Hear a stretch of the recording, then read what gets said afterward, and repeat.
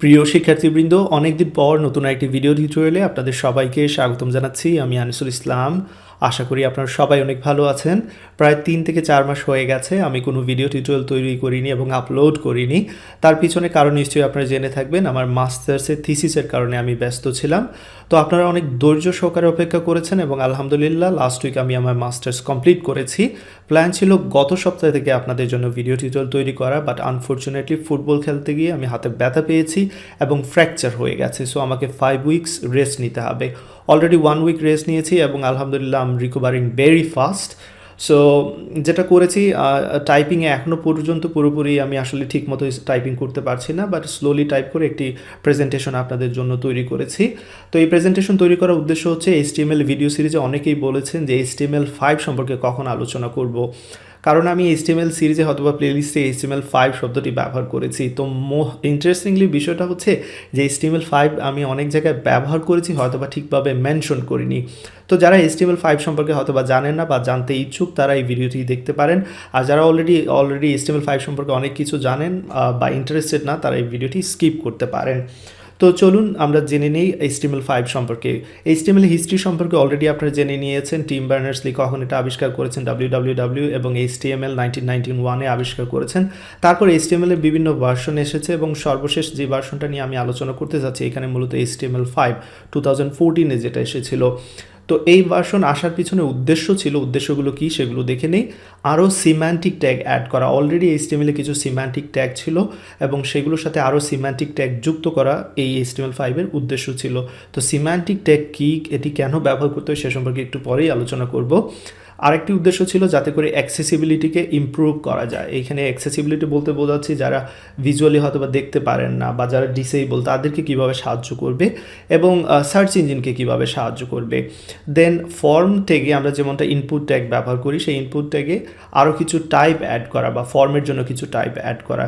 তো সেগুলো আমরা দেখব ডেফিনেটলি। গ্রাফিক্স এবং মিডিয়াকে ইমপ্রুভ করা, স্টোরেজ ফ্যাসিলিটিকে ইমপ্রুভ করা এবং কিছু জিনিস অবশ্যই রিমুভ করা হয়েছে HTML5-এ, সেগুলো সম্পর্কে আলোচনা করব। তো চলুন শুরু করা যাক। প্রথমটা দিয়ে শুরু করব, মোর সিম্যান্টিক ট্যাগ। তো সিম্যান্টিক এবং নন সিম্যান্টিক দুইটা বিষয় রয়েছে।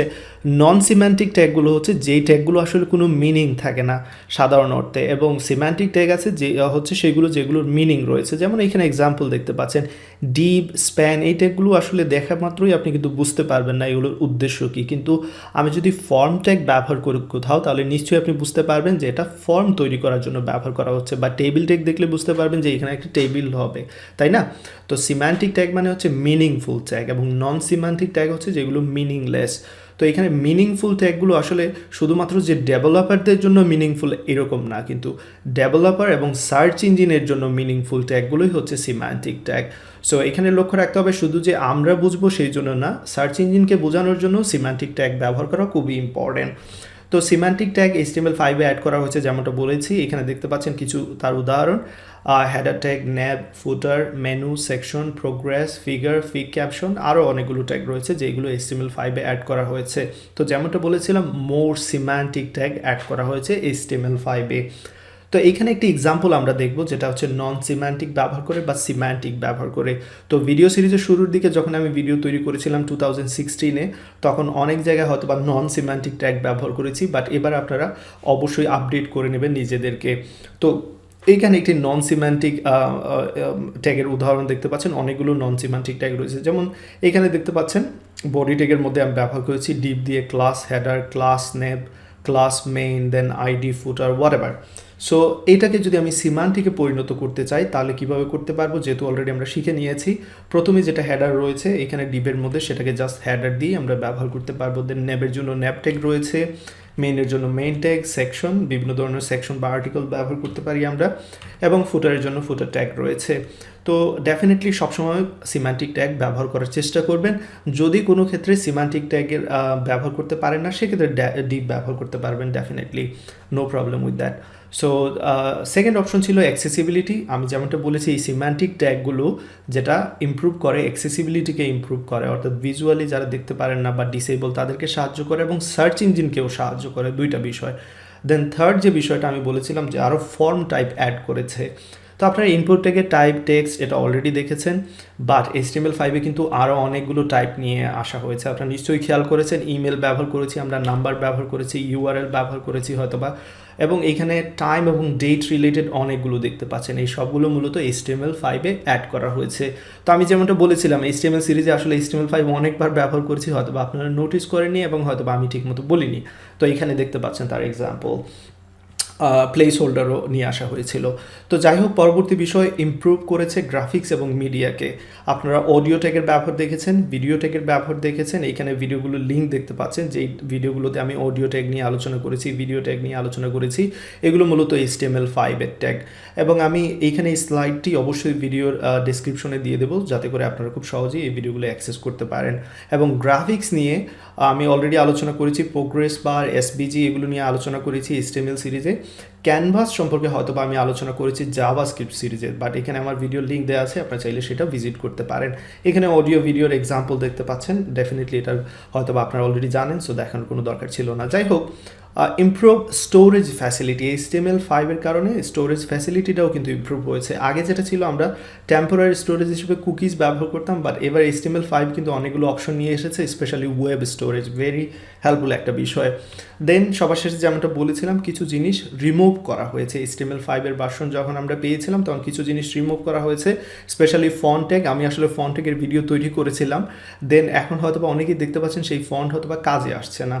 তো কেন আসছে না তারও এক্সপ্লেনেশন অলরেডি আমি দিয়েছি। আমি আসলে HTML সিরিজটা যদিও 2016 অথবা 15-এ তৈরি করেছিলাম সম্ভবত, বাট আমি কিন্তু রেগুলারলি আপডেট করি। যেগুলো অলরেডি ডেপ্রিকেটেড হয়ে যায় সেগুলোকে আমি, যেগুলো একটু পুরনো হয়ে যায় সেগুলোকে আমি কিন্তু আপডেট করার চেষ্টা করি। তো এই যে জিনিসগুলো দেখতে পাচ্ছেন, যে ট্যাগগুলো রয়েছে, এগুলো কিন্তু আর ব্যবহার করা ডেফিনেটলি উচিত না। সো এগুলো ব্যবহার করার কোনো প্রয়োজন নেই।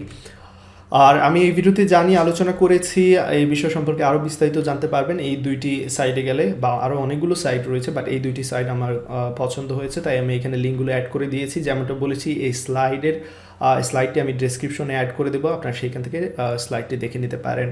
তো আশা করি HTML5 সম্পর্কে এখানে কিছুটা বিষয় আপনারা বুঝতে পেরেছেন। দেন এখানে আরেকটি ইম্পর্টেন্ট বিষয় বলে নিতে চাই আমি আপনাদের।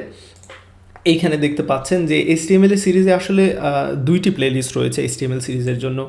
একটি হচ্ছে HSC, যারা পড়াশোনা করছেন HSC-তে তাদের জন্য, এবং এখানে দেখতে পাচ্ছেন যে MCQ, CQ এগুলো অনেকগুলো বিষয় সম্পর্কে আমি আলোচনা করেছি, এবং ডেফিনেটলি অনেক থিওরিটিক্যাল বিষয় নিয়েও এখানে আলোচনা করেছি। তো সাধারণ শিক্ষার্থী যারা রয়েছেন, যারা HSC-তে পড়াশোনা করছেন না, তাদের জন্য যে প্লেলিস্ট সেটা এখানে লক্ষ্য রাখবেন, HTML কমপ্লিট কোর্স বাংলা, এবং ICTর জন্য তো ICT লেখাই আছে। সো এই বিষয়টা খেয়াল রাখবেন।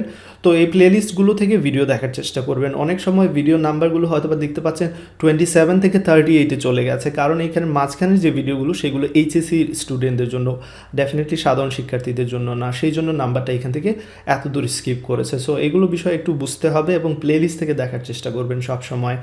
তো আমি রেগুলার প্লেলিস্টগুলো আপডেট করব, যাতে করে আপনাদের কোনো প্রবলেম না হয়। তো এই ভিডিও এতটুকু থাকবে। সবাই ভালো থাকবেন, সুস্থ থাকবেন, এবং আমার জন্য দোয়া রাখবেন। আমার কিন্তু এবার প্ল্যান হচ্ছে একে CSS-এর জন্য কিছু আরও প্রজেক্ট অ্যাড করা, দেন জাভাস্ক্রিপ্টের জন্য প্রজেক্ট অ্যাড করা, দেন বুটস্ট্র্যাপের যে সিরিজটা আছে সেটাকে আপডেট করে দেওয়া। সো একটির পরে একটি আমি ডেফিনেটলি কাজ করে যাব সিরিয়াল অনুযায়ী, ইনশাআল্লাহ। তো সবাই দোয়া রাখবেন, ভালো থাকবেন, আল্লাহ হাফিজ।